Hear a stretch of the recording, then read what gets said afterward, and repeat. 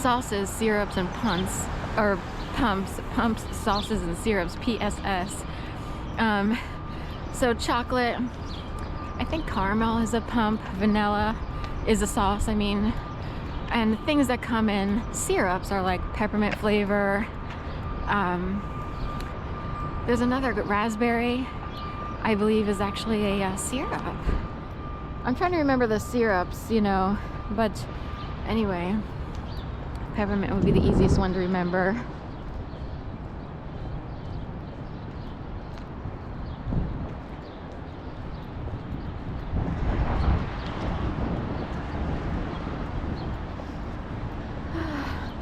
The Arch at Chinatown, which is on 10th and Arch Street, the main entryway to Chinatown if you're a tourist, you know, here in Philadelphia. It has sparkly lights, like it has lights positioned all around that blink just like a fire alarm would. Just like in that building there, they just randomly blink all over the place. So on Cherry and 15th, that's north, going up to the community college. That's south, going to City Hall. City Hall would be just off to the left. You can't see it from this angle. I used to work northeast, which is beyond that building there with a mural. Also, the police precinct is just north. You can't see it because it would be across over Vine Street and north, and we're just south of Vine Street. So we'll go through the PAFA. This is an arts festival building. Whoops. Should I go through here? This is an arts festival building.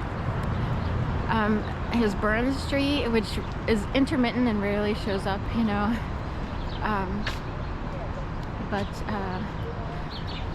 Anyway, in Carlisle, I was thinking Brandy Carlisle, although she might spell it slightly differently.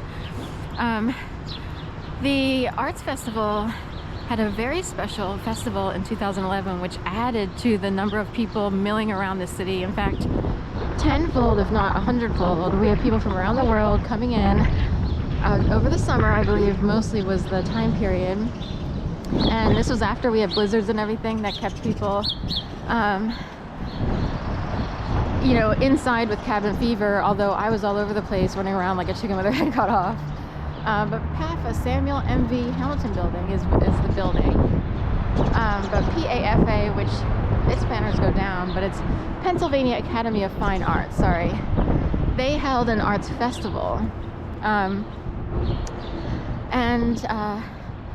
All kinds of, you know, they had Cirque du Soleil acts on Broad Street, you know, for a couple nights. Was it only one night? It was such a spectacular event, all the way down by the Kimmel Center. And so many people showed up, it was jam-packed, and that many people never, you know, show up to an outdoor public.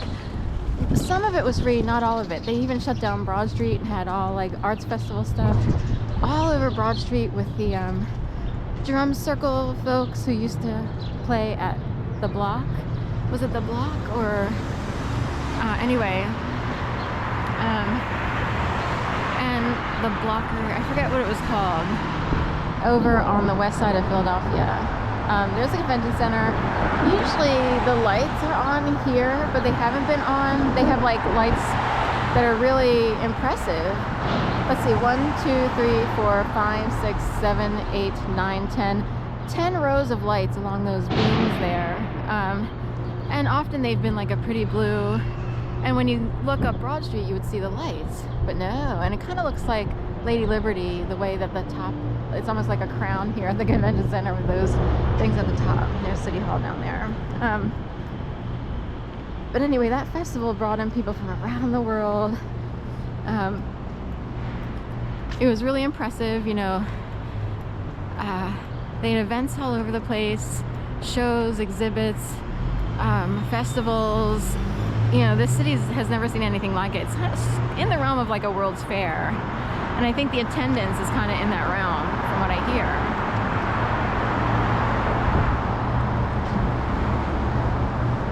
Problem is, I was experiencing, ever since January of that year, something called, you know, crowd stalking, gang stalking, or what have you. It is real. It can mess with people's brains, but there's actually things going on that mess with people's brains. The thing is, you're trying to explain this to people, and it's like, I don't know how to explain it because it's too weird. Like, I don't know how it's done. Here's a Starbucks. I don't know, are they open? So this is Aloft Hotel, and we just passed the Starbucks there, which is part of this, you know, situation here. Aloft Hotels. They have this in Gainesville, Florida, on the university campus. And you can look at the A. The A could look like an E. The white fat part could look like an E or an elephant, and then the A would, you know, so you can almost see it as E-loft instead of A-loft. So, right.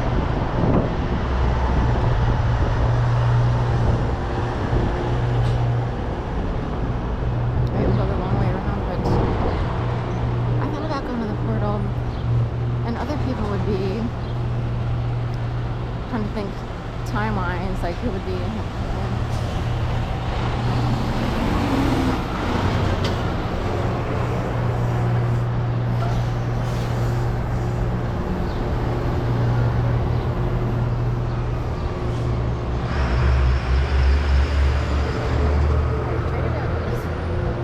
This is the second location.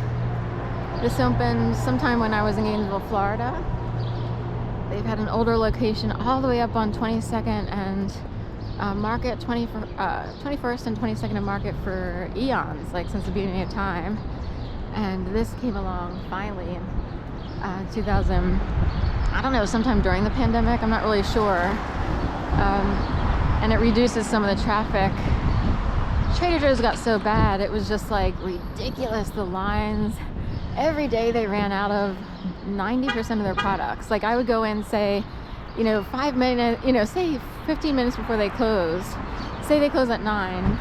I used to go in at 8:45, and it would be like, people sort of have to pick whatever's left. That's how much they got ravaged, you know, at Trader Joe's. So they kind of needed a second location, and they do the same kind of business. It's never ending. This one here is a little bit more city-fied because it's down here by the convention center and all that stuff, you know, Market Street and City Hall. And this is still the convention center here.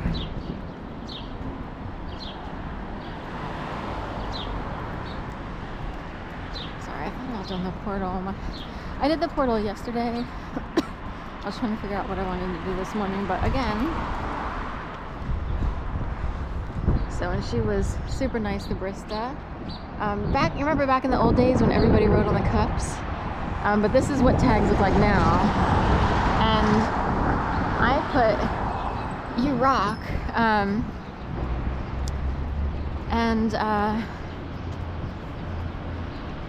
because I saw it once and thought, wow, that's a great idea, because everyone's mood changed that quickly, because, you know, in the workspace.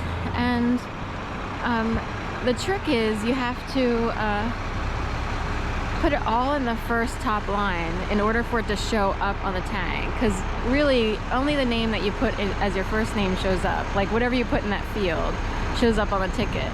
So originally I was going to put "You" and then "Rock" in the last name on the app, but it would just say "You," you know, on their tag when it shows up at the barista stand.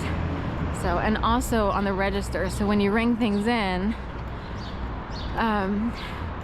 the register will show, although baristas are trained